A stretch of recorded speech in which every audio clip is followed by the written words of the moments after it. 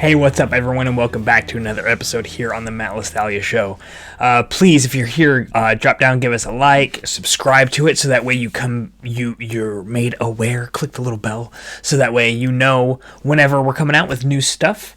And you never miss a beat of the resilience and determination that we're talking about here. A little bit of mindset shifting.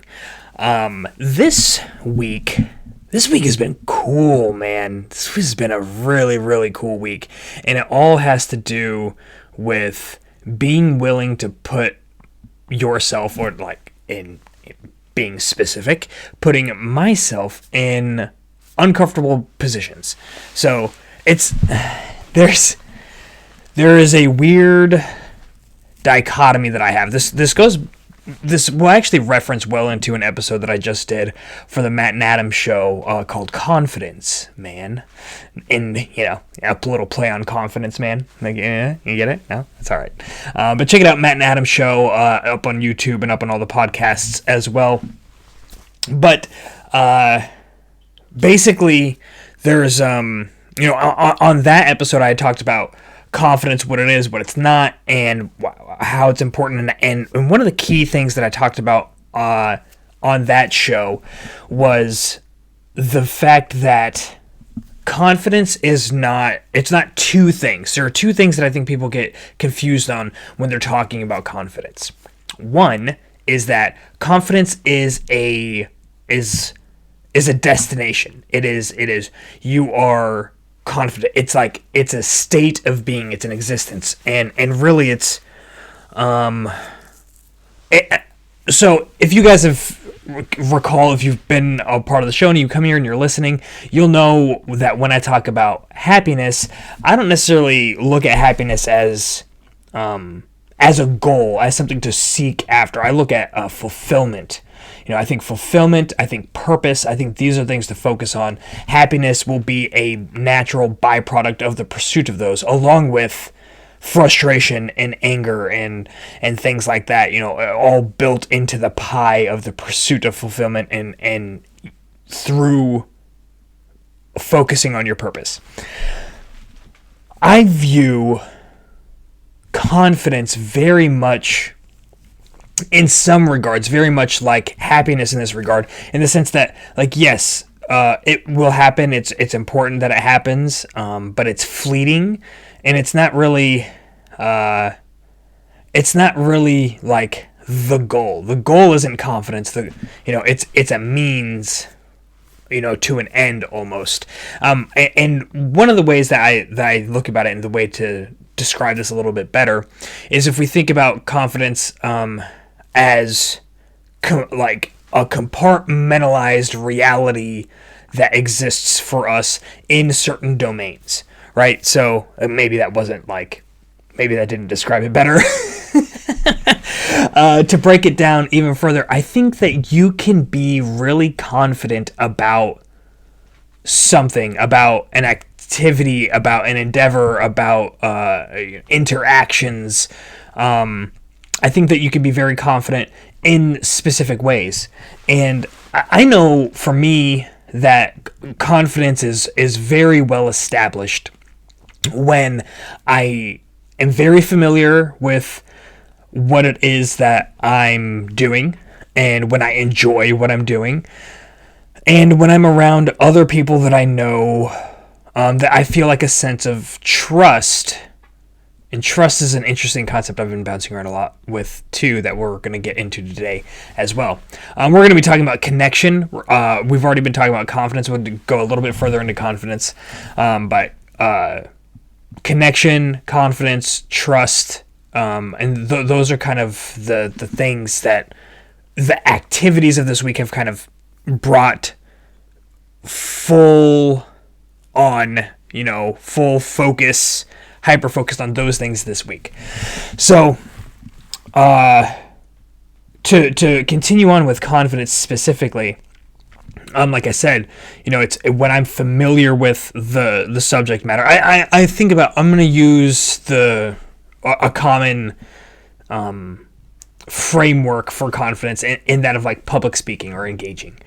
So like this isn't that. a lot of people think, oh, like I couldn't get in front of a camera and do it. And to a certain extent, there is a part of that that's weird, right? There's a part of it, if you've never done it before, it's funny because once you break through it, it's like you forget that that's kind of a thing. And I think it's the same thing for people who are like great public speakers. And once they get up there and they're doing it and it's like that's their gig, that's their deal, then they kind of forget, they're like, oh yeah, like I know that exists, but because I was there once, but you know, it's not really my reality anymore. But I've gotten used to. I remember in the beginning, I hated hearing the sound of my own voice. I hated seeing myself on camera. I was like, if I could fire and forget, if I could just record, do it, and just like not look or not listen. That's why I actually put a lot of emphasis in the beginning on making sure that like all the levels and everything were set, and I wouldn't even have like headphones on or anything to hear. I would just like I'd get it all set. I'd record. I'd listen real quick to a bit of the recording. Like, okay. It's not going high, it's not going low, it's like it's fine. I don't even have to listen to me now. I'm just gonna do it and fire and forget. Move on to the next one. and eventually you just do it, you know, in the pursuit of doing it better, of improving. If you know, if you take on a fire and forget mentality, like you're never going to improve because you're never going to see the mistakes. And if you never see the mistakes, then you're never going to have even the mental option of taking on a corrective action. You know, I love Shaq. Like I use this story in several times on the Matt and Adam show. I remember my dad was talking about it. He liked the Lakers. And we were watching them play when him and Kobe were together, and he's like shooting free throws, and he's like, everyone would do the Shaq attack, right? The hack-a-Shaq. And that is the idea for those who don't habla basketball. Towards the end of the game, if a team is trying to mount a comeback and they know that there is a player on the other team that can't shoot free throws really well, they'll foul that player.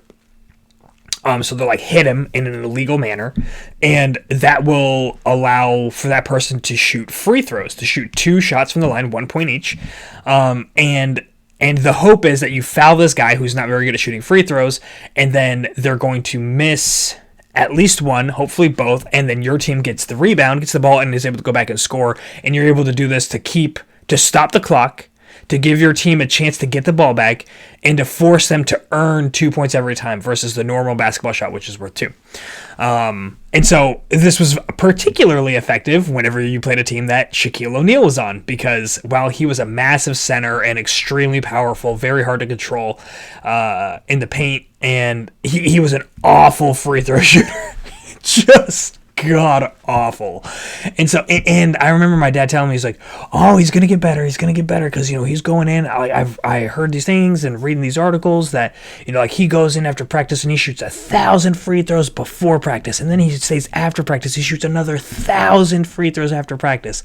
And I remember later we were talking about it, and Shaq is still awful at shooting free throws. And my dad's like, he's like, well, turns out that if you continue to practice something awfully and you don't change the way that you're actually shooting, then your results won't change. So if you like take this and extrapolate out to like Edison making the light bulb, right? So if Edison's, like, the famous quote associated with him around that is, I didn't fail to make a light bulb 10,000 times. I found 10,000 ways not to make a light bulb, and then I found the one way to make the light bulb. and he used all sorts of creative. He used horsehair for the filament, and he used like every single thing that he could get his hands on for the filament to make the light bulb, until he eventually found something that worked. But if he were to have used horsehair, and then even like, oh, you know what? I'm going to get crazy. I'm going to use some sheep fur. I'm going to use cat hair. You know what I mean? Like, and he goes through all these different hairs, like just convinced that hair is the answer. And he keeps setting light bulbs on fire, which is, I mean, that's got to be what happened, right? With great smelling aroma in that, you know, work space at that time. That'd be lovely. But if he were to do that, it's like, okay, well, you know, like 10,000 ways, you know, he's nothing changed. Your approach didn't change, and your you're not closer to solving the whole light bulb mystery.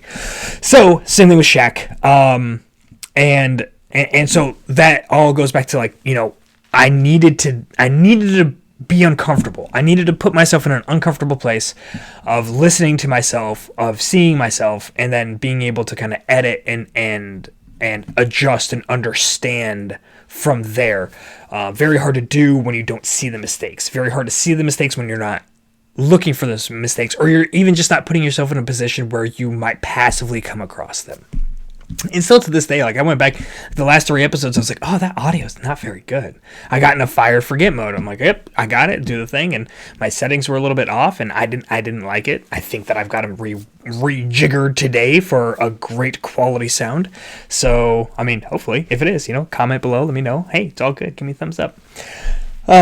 So, I mean, that's confidence, right? Like, after doing it, you get more confident. Like, the fact that I have thousands of repetitions behind a camera, you know, hundreds and hundreds and hundreds of hours at this point behind a camera, behind a microphone, it's easy for me, right? And the fact, so that's part of it, you know, it's the repetitions, and it's, like I said, it's also knowing what it is that you're talking about. And so I don't come on and I try to, there are things that I'm very interested in, but I'm like, I just don't feel like I'm well researched enough on these things to be able to talk about them in any sort of meaningful way. It's the difference between, like, BSing around the fire pit with neighbors versus coming online and speaking from a position of authority. You know, I am a resilience expert. I am trained. I've been through official training. I've been certified. I've facilitated training for thousands and thousands of people. I have had people come up, and really all of that is kind of whatever. It's like, that's cool, man, but, and then what? It's all about outcomes. And so when I've had, you know, knuckle dragging, you know, weapon toting, killing machines that I work with in the Army come up to me afterwards and seek me out afterwards and let me know how much the training meant to them and how much it impacted their families' lives. That's where it matters. All of the other stuff is, you know, a lot of people have the opportunity to do that, especially in the Army. It's a required position to be filled to be a resilience trainer, a master resilience trainer in each unit down to a certain level. So there's a lot of people that have gone through that training. There's a lot of people that have gone up in front of people and facilitated training. And man, I'll tell you what, I've seen, and you know the people who are not great or not, like, motivated, who are like, guy, hate you, like, hey man, you're going to be the resilience guy. Go to the training, come back, train our people. And they go back and they're like, yeah, okay, well, this is all this stuff about resilience, you know, and you have the people like me that are like, dude, this is like amazing. This is amazing stuff. And even with that, you know, there are components of that never really jived with me. I'm like, yeah, I have to subscribe to your regiment, to your program, because it's the Army, and this is the Army's program. We're going to use that. And some of that still undergirds the resilience in which I talk about today, because, you know, no matter whose resilience you're subscribing to, there are themes. You know, we all have kind of our different flavors or different recipes or different approaches. You know, some people like to beat their eggs clockwise or counterclockwise, but like at the end of the day, like, you have beaten eggs, right? So some of it is just all going to be the same. But it's fun. It's cool. It's cool to learn and to get different people's kind of inputs and how they put a dash of paprika in, or you know, they do 2 tablespoons of salt instead of 1, you know, all that different kind of stuff. It's really cool. But when you think about, like, building confidence, in order to be able to accomplish these things, it's repetitions, it's familiarity, right? And so that's where I'm able to come here. I've gotten my reps in behind the camera. I've gotten my reps in behind the microphone. So I'm familiar. I'm comfortable with those. I've gotten my reps in with resilience. And the beautiful thing about all of that is that, again, just like confidence itself, it's not an end state. It's not like, this is, like, I am resilience good. Like, I am knowledgeable in resilience, end of story, period, full stop, moving on to the next thing. Okay, let me master work with the camera. Okay, I'm going to get really great with this camera. All right, let me go on and master the stuff with the microphone. And then, okay, now let me move on and master stuff with presenting, with how I present myself. Okay, let me create the studio that's most conducive, and all of these things. Let me create the training program. It's like none of them are static. Like there's always growth. And there always should be growth. And that's actually something that really helps me with confidence is like there's a check and a balance, right? Like I acknowledge I am a resilience expert. I will be able to work with anybody and help to be able to identify and work with them as a person instead of their problems, as problems are just kind of the byproduct of the actions that you're taking, and help you to develop systems that allow you to overcome or to not even deal or not manifest some of the problems that you have, and to be able to overcome and bounce back from the other problems that do come up. I know that. I also know that there's so much more out there that I can learn, and there's new and exciting strategies, and there's other people in the space, and like I said, where you get to learn all of the different little tidbits. It's an amazing, that's an exciting thing, because I choose to look at it that way. That's kind of like the power of choice. I don't choose to look at that like, oh my gosh, I'm never gonna know everything, and I'm not good enough, and I'm like, they're experts and you're an expert and I'm not an expert. Like, no, there's a field of experts, and everyone's kind of got their own little niche. Everyone's got their own little thing that they like to key on, and so that's cool. That's an exciting thing. It's opportunities to learn. Like, oh, you did that and you were able to accomplish this with these companies. Like, I want to learn more.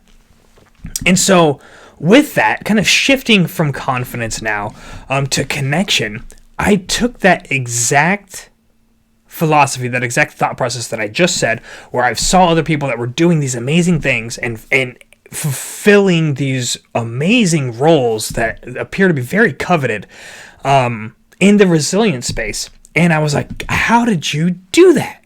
And instead of just sitting with that internally in my head and just pondering like, oh gosh, it must be nice for you to be the resilience trainer for the State Department, and it must be nice for you over there to be a keynote speaker working with top level executives in all these companies, to the point where like you're looking at bringing on additional people to the team that you already have in your own company, because you have so much work and you're even willing to take on work on the outside. Now, this sounds really specific, as if I'm referencing very specific people, and it's because I am referencing very specific people. I decided to put myself in a very uncomfortable position, where I reached out, like cold connection requested people I had almost no contact with, no familiarity, no prior knowledge of. I went onto LinkedIn and I looked up, resilience coaches, resilience strategists, resilience leaders, and I just started searching. And then from that group, like I already have one. So if I'm looking at like a chart, like a crosshair almost, I have one line of alignment, right? And this is resilience. But there's so many different people in resilience, and I was like, oh, I don't want to. In my head, I was like, I don't want to pigeonhole on just one. I want to get to know a bunch of different type of resilience coaches' backgrounds.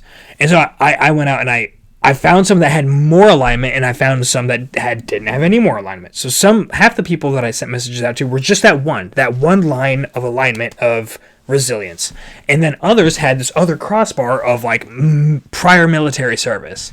And it was very quick and easy to see how rapid the responses were from those with prior military service, seeing that I had prior military service, and I used that in my messaging to key off to be like, hey, I did this.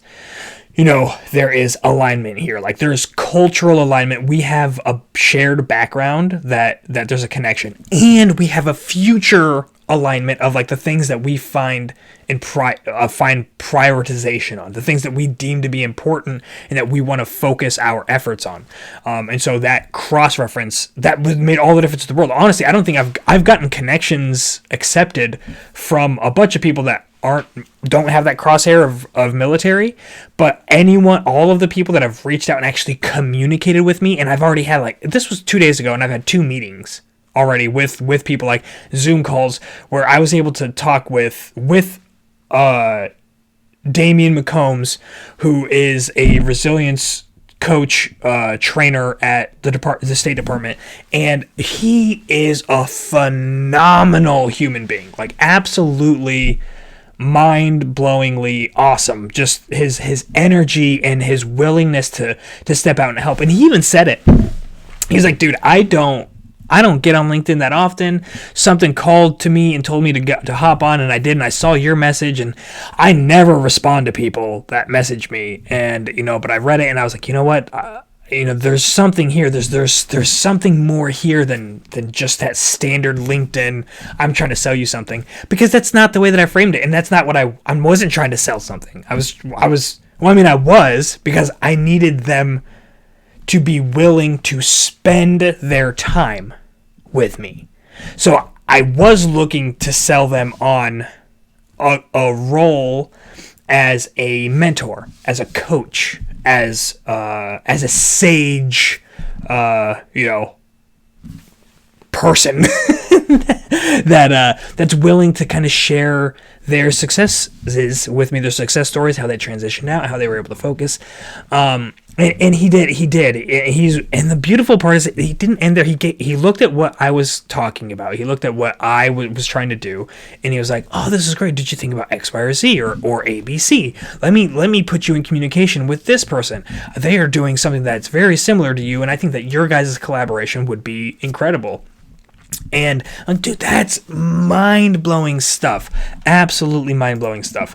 And then I just had a meeting this morning with Jim Hodling. Oh, God, I hope I got that right. Sorry, Jim, if you're listening to this and I got it wrong, I apologize. But he is an incredible person. He was, lifelong plus military service, like in the Air Force, did incredible stuff. And he runs his own kind of like resilience company now, N2 Growth. And we had an amazing conversation. And that one, so my conversation with Damien was like very much about resilience and the thoughts on resilience and kind of where I wanted to put my focus. And that got clarified. And then I took that and I took it to the next step with Jim. And with Jim, it was this incredible conversation where, I listened. I told him my background, what I was trying to do, and I was like, "Tell me what you know, man. Like I am all ears. I am in receive mode. Like, give me your knowledge, whatever knowledge you're willing to share with me. I'm willing to take. Just send it my way." And he did. He broke it down and in no uncertain terms. Very clear, very concise, disregard for my feelings, which, thank God, like, I didn't want somebody there that's like, I want to make sure that you feel good at the end of this. Like, I want to make sure that you're considering the stuff that you need to consider. I've been in this field. I've watched people fail. I've watched people that succeed for a little bit, and then they fail, right? And then people that fail right off the bat. Don't do this. It sounds like you might be doing this there. Here's other things to consider. You better have already done that, kind of a thing. And it was wonderful. It was absolutely incredible. And that's the connection sticks. Like, I've really put myself out there to be shot down. And then once I put myself in a position to be shot down, and I was by a lot of people, but I wasn't by a couple. And that's all you need. That's all you need. It really is a numbers game, when you're trying to build a network, and the network that I want to be a part of is with people like that, people who have a genuine shared alignment in the belief about the way that we can go about life in a like that helps to bring ourselves up and helps to bring everyone else up around us. That our focus is on service.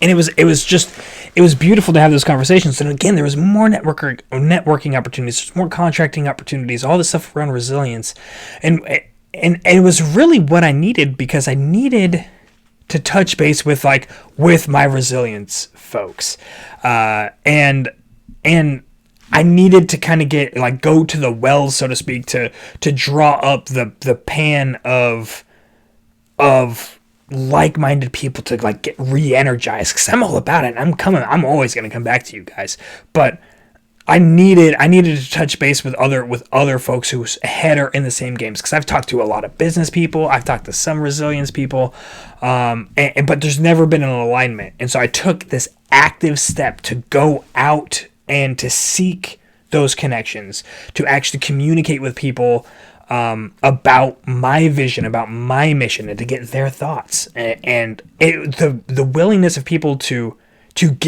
spend their time, right? I love that expression, spend your time, because you really are exchanging it. And what do they exchange it for? What did these two gentlemen exchange their time for? A chance to help, a chance to mentor, and really looking forward to, for them, it's a chance to help bring somebody else up. It's so incredibly selfless. And I think that they know on the backside that, we are a community. We're really there for each other. And that goes into this next component that I wanted to talk about, right? Because I said I wanted to talk about confidence. I wanted to talk about networking, and I wanted to talk about trust. And that's a huge piece of this. That goes back to the crosshair. That goes back to, having those shared alignment of belief and background, because they know that we have that shared community. So there's an idea, there's already a baked in kind of trust there. But there's also, it's interesting because in that community, on the outside, people that are doing well, it's very common to see military members that are doing well being willing to give their time and to give their energy and their thoughts and their perspectives to other service members in need. That's why there's so many veteran organizations built around helping other veterans. It's a really cool community, and it's because there's trust, right? And that trust comes from that background.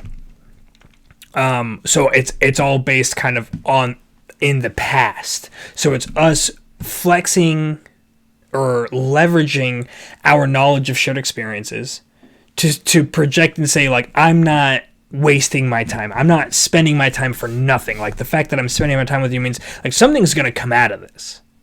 And sometimes for that person, they feel like it's well spent if you end up doing well as a result. If you take it and you run with it and things go well, then that's time well spent. Other people will look okay, well, hopefully this fosters something for us working together in some way in the future, where you can support me and I can support you, and we can collaborate, even if it's not in a defined, clear partnership. But there's collaboration. There's leaning on each other going forward for ideas and resources and stuff like that. But again, all of that is on the past. So it's that's great. And that's really cool, but how do you rapidly establish trust with people that you don't know? Well, I've been doing that too.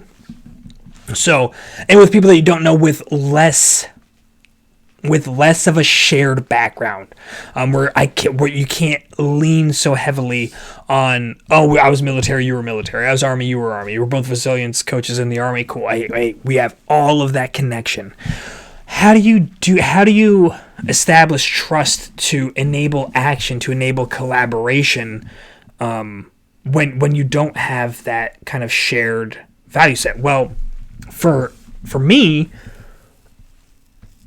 what I do and what I believe is the best case, is leveraging vulnerability. And it's probably, that sounds like a very tactical approach. Leverage your vulnerability. Understand, I'm just saying, be vulnerable. Put yourself in a position to be hurt, because kind of exposing your belly, so to speak, like an animal does, exposing your belly a little bit lets people know that like that you're genuine, that you're actually in it. Like it's almost a literal, like, you know, exposing your belly is like having skin in the game, and not just skin in the game, but like your most vulnerable skin in the game, like the stuff that's most prone to be stabbed, twisted, and for you to bleed out.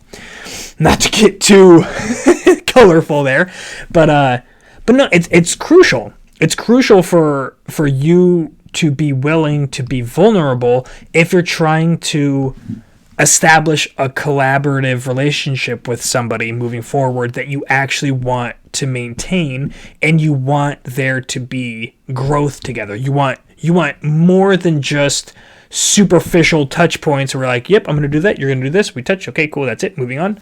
But if you actually want real collaboration, and in order to attain real collaboration, there has to be trust.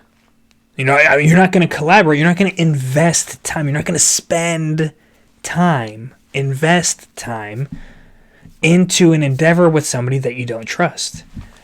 So again, you know, like you need to find a way to develop that trust as rapidly as possible. And a great way to do that is to show your weaknesses, show your flaws.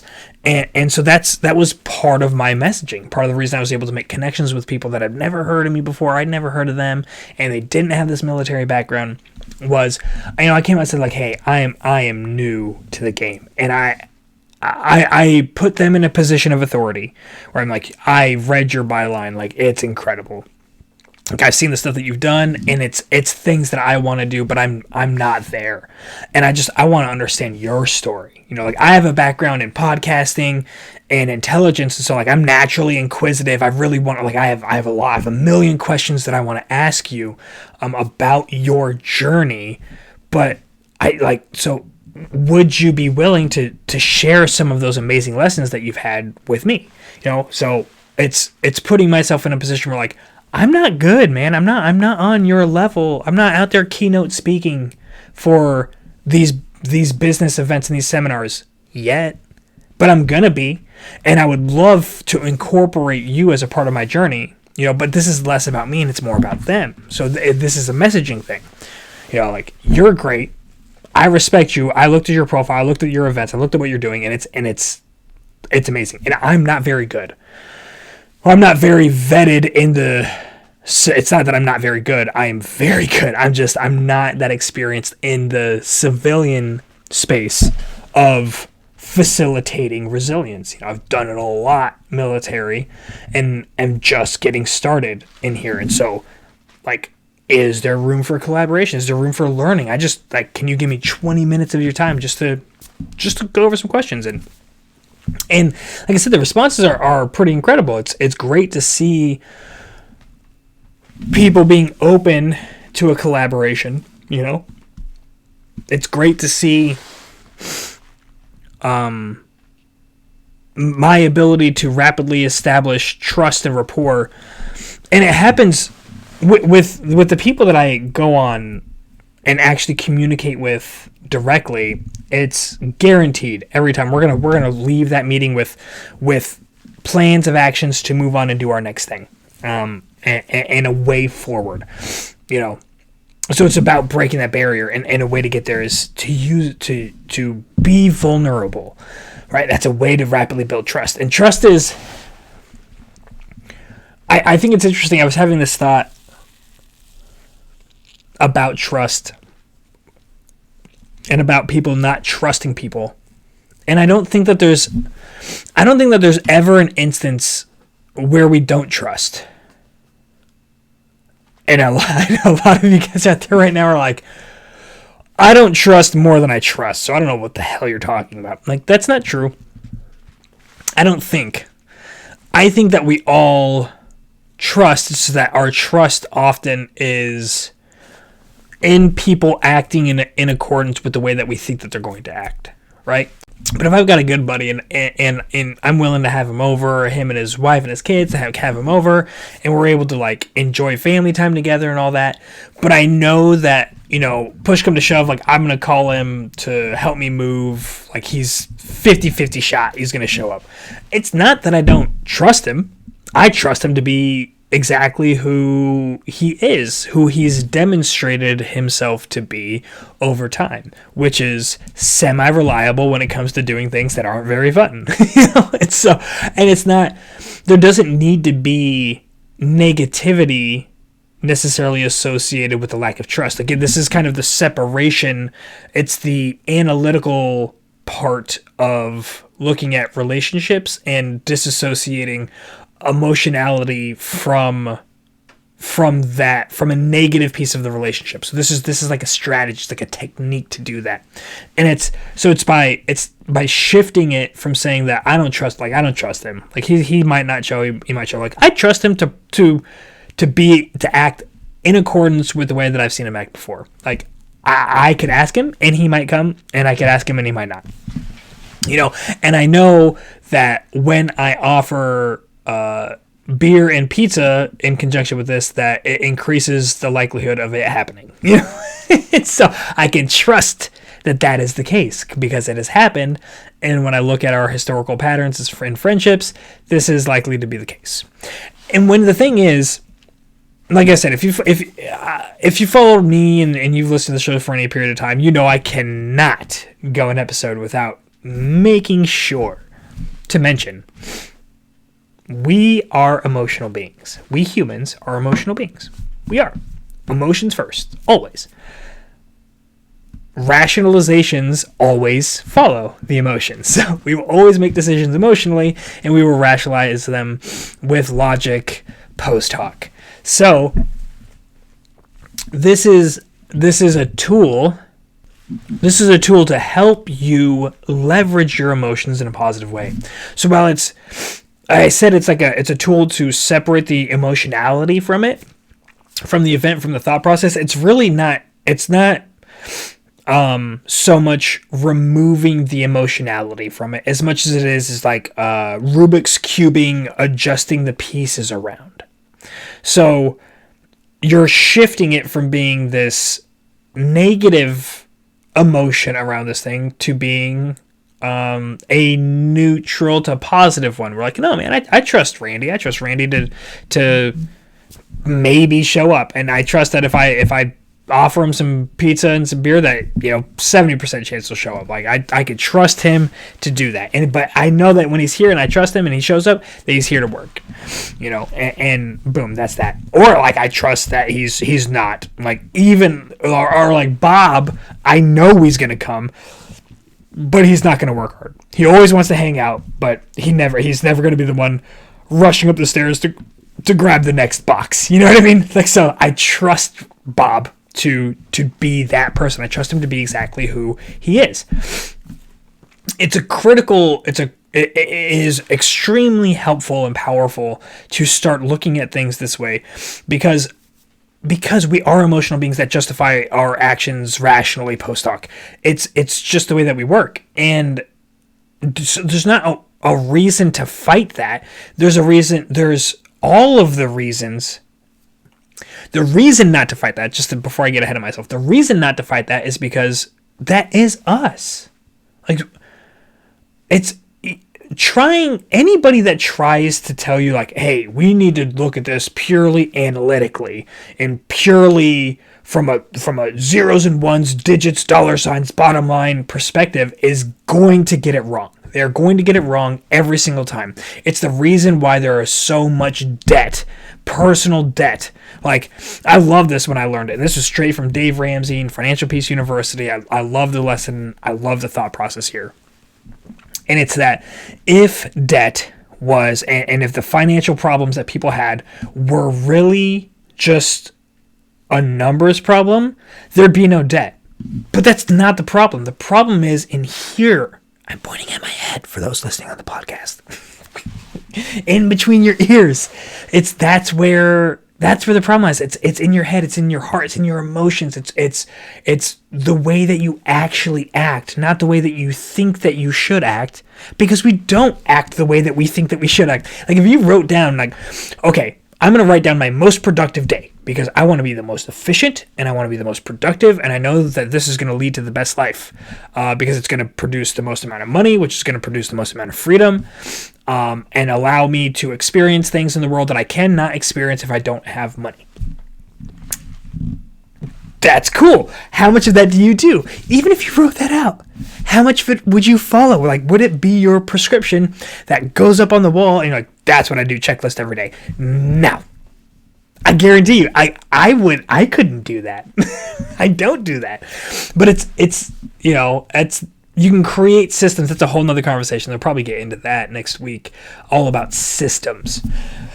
But I digress. So it's the whole premise, the reason I bring up the Dave Ramsey stuff and the emotionality, it's because we're human, right? Like we can't deny our emotional selves and expect to act as if we can disassociate our emotional selves from our real selves. We can't do that. It's not possible. So why not leverage it? Why not use your emotional self to your own advantage? Use your emotions to fuel your actions. We talked about it last week. There's a framework, right? Your framework is kind of like, these are the big ticket items. These are the big things I want to get done. You can even lay them out sequentially, like I need to do this.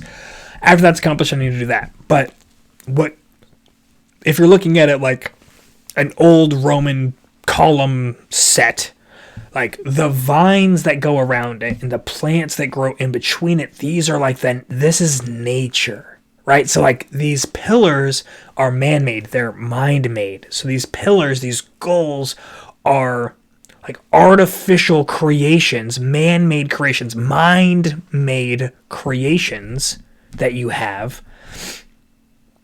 And then the growth, the vines that come up, the plants that grow in between them, the vines that grow around it, all of that's the emotionality. All of that is unstoppable. I mean, you can go out there and you can weed and you can pull and you can salt. And I guarantee you, you go and you leave it unattended, that stuff's going to grow back. It's going to come back. I mean, maybe if you don't if you actually salt it and everything, it won't. We're getting literal here about agriculture. But you get the point. Like, this is the stuff that grows in between it. And it's all, the really cool thing is that this is actually a thing that adds like a lot of beauty to it. And so it's that natural addition that like, oh wow, that's gorgeous. The way those vines wrap around that, pull those flowers that are blossoming from the vines and from the plants. And it's this giant hostas that are growing in between or whatever, it's gorgeous. This is unbelievable. But it's because of both. You don't get that experience when you just walk into a building full of Roman columns. You don't get that feeling when you just walk into the field. It's like this combination factor of both of these things together. Like, oh, this is incredible. And it's the same thing in your mind. You have these mind-made structures, these goals, these aspirations that you have that need to be infused with your natural self, with the natural being of who you are. And that the only way that can actually work, the only way that can actually happen is if you use your mind-made features, your mind-made creations, these pillars of your mind, if you make them like where those vines are growing already. If you go to the desert, the deserted part of your mind where these vines are not growing and you build it there, like, all right, cool. You got exactly what I was just talking about. You've got this area over here where you have all of your goals and all of your aspirations and these things that you want to do that's out here in this desert of your mind. Over here, you have all of this plants and this wildlife, this growth, this natural growth and natural reaction, like the things that you err to, the things that you naturally find yourself going to, the actions that you naturally find yourself taking, the interests that you naturally find yourself, pursuing. And you isolate those two in two different places. You're never gonna get that combined beauty of the foliage, the nature, becoming one with the mind-made creations, with those mind-made features, you'll never get it. And so how do you do that? How do we bring that? How do we take this analogy and we bring it back to reality? Well, the whole purpose here, the whole idea is that if you want to build your mind-made creations, your mind-made pillars, your mind-made features, and you want to build them onto the natural growth, this is the alignment of your goals with your passions. It's making sure that your goals are aligned with who you are, with your core beliefs, with your core values. If you don't believe in this product that your company figures, this widget that your company produces, and you don't agree, or you don't care, you're indifferent to it, it's cool, sure, people enjoy it, I don't care. I find fulfillment in getting things done and in accomplishing things, but I don't really care about the purpose.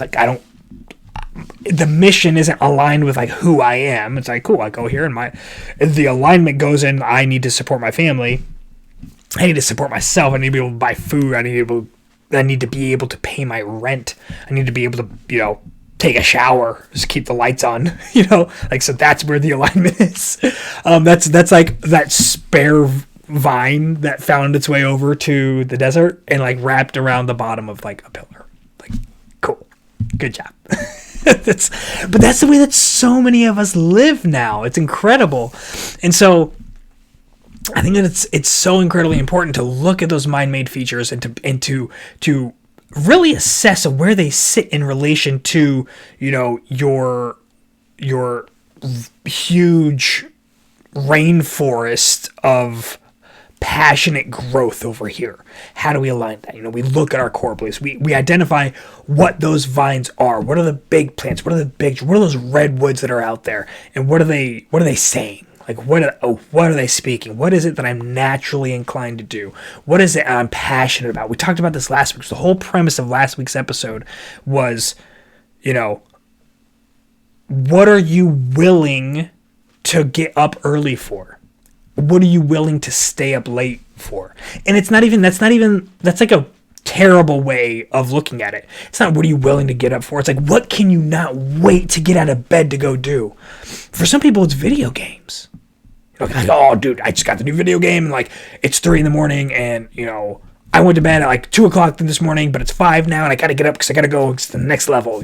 My friends are all on there, whatever.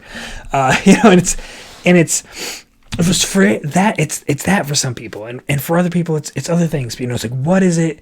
But you almost want to unpackage that a little bit for why? What is it about the video game that really has you pulled into it? Because while some people can be professional video game players and make a living doing that, maybe that's not your calling, but maybe there's a different aspect of that. Maybe it's not the video games itself. Maybe it's competing in the type of events that are happening inside the video game. Maybe it's actually the design, you love the graphics of it, and you're passionate about design and art, and so unpackaging these things is crucial. It's very, very crucial to help to understand. More specifically, it's okay, how do I best describe this? So if you had a map. I'm gonna do my best to tap into the Army days and to use the MGRS system for map reading and make this as simple as possible. Okay, so basically there's a grid on a map. In the Army, you'd have a map. There's a grid system over the top of it. Those grids, there's different grid lines, and there's identification letters for whatever portion of the world that you're in. And then within that designation, the letter designation, you have the numbers for longitude and latitude, essentially. And if you have... Oh, God, let's see if I can even remember. So if you have a 4-digit grid, which means you have a two-number identification for north and south, and a 2-number identification for east and west, you get a square. And so this square is a kilometer, right? The grid square, that's what it should give. I think so. I think that's right. Yeah. So you get like 1 square kilometer. So like I get up because I'm really passionate about video games, right? That's like you're at the 4-digit grid. So you have like you're zoomed in on like a square kilometer. And that's good because it's way better than not even knowing that you have a map, which is unfortunately the case for a lot of people. So identify your map, like figure out which map you need to grab that is yours, and then get zoned into that grid square. Then you have a square kilometer. That's doing pretty good, man. It's doing pretty good. Then you can go in if you get a 6 digit. So if you add another digit on each one, it helps to get you zoned in to get within 100 meters. And then an 8 digit is 10 meters. And so then you're tight at that point. So like that's when you're zoning in, like, oh, it's not really the game, it's like the art. I love this art. Like I love playing and it's fun and the competition's cool because we all love competing. That's a natural embedded human thing. But it's like I can't wait to see the next level because I just can't, like, I love the way that the graphic designers made these levels, and it's like I'm fully immersed and engulfed into this world because it's just so good. Or it's like the storyline is incredible. Like I can't believe how well thought out the storyline in this game is. And so maybe you want to be a storyteller, maybe you want to write books, fiction books, maybe you could even write scripts and create a world for a video game. You know, there's so many different things. There's like not a passion out there in the world that exists that you cannot take on and do, even if it's just as like a passion thing on the side. Like taking your mind features, your mind made features, and shifting them isn't saying that you need to quit your job. By all means, yeah, you could do that. I don't necessarily recommend that. You know, like have your ducks in a row. If it's just you, it's whatever. That's personal stuff. I'm not recommending you quit your job, is what I'm saying. What I am saying is you can have these pillars, these mind-made features that are not related to income, not related to monetization, but they absolutely can be as well. And so if you want to, like, oh man, I would love to write a script for a game. I'd love to create a world that a video game would happen in, and to write the script for it, and like create the key characters and kind of the path that they need to go on, and the journeys that they could go, and what happens if they go in this one, and the type of enemies that they'll encounter and stuff like that. Like I'm sticking with a video game concept here, but this is all of them. This is everything. You know, then that's that. You know, so you have that's zooming in again to that 8-digit grid, and that is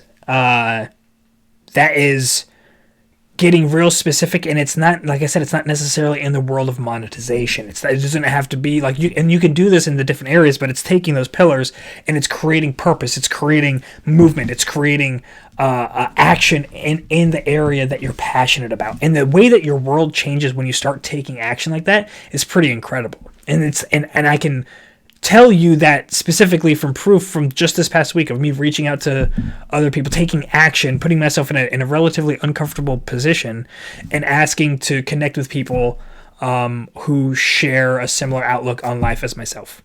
And so I wanted to share that with you guys. I think that was we got to fly down here, man. It's summer is hitting. The bugs are coming in. So if you see it, let me know. I'm tracking. But hey, listen, I love and I appreciate you guys. I love that you keep coming back here, and I love that each week we are growing and growing and growing. It is like by significant percentages, our numbers are just keep cranking up every week, and I can't do it without you guys. If you come in, please please subscribe. That's like those are the two most powerful things that you could do for me right now that will make a world of difference in this show, in the future of this show, and everything that I can bring for you. And all it takes for you is 2 clicks. Like, subscribe. That's it. And if you want to go that one step above, if you really got value out of this, and you're like, yeah, no, this is really great, and like you're pumped up and you're amped up, and this is clicking, this is resonating with you, then, you know, find that one person. Think about that one person, like, you know what, if I share it with them, I think they're going to get it. Like, I think that they could really benefit from this. Let me send it to that person, let me challenge, like, this person has always said about this, and, they've always had this really cool opinion, but I don't know if they've ever considered this. I wonder what their thoughts are. And you could premise it this way, like, you could even talk me down. Like, hey, I was listening to this guy, and I've heard you talk about business this way or resilience that way. What do you think about this? And just share it, get it out there, and I appreciate you guys, because I know that you're doing it, and that's how the show's growing. So thank you so much. You continue to do that. I can continue to come back, and if that's the case, then I get to continue to say our farewell biddings that I will see you next week on another episode of the Matt LaSalle Show.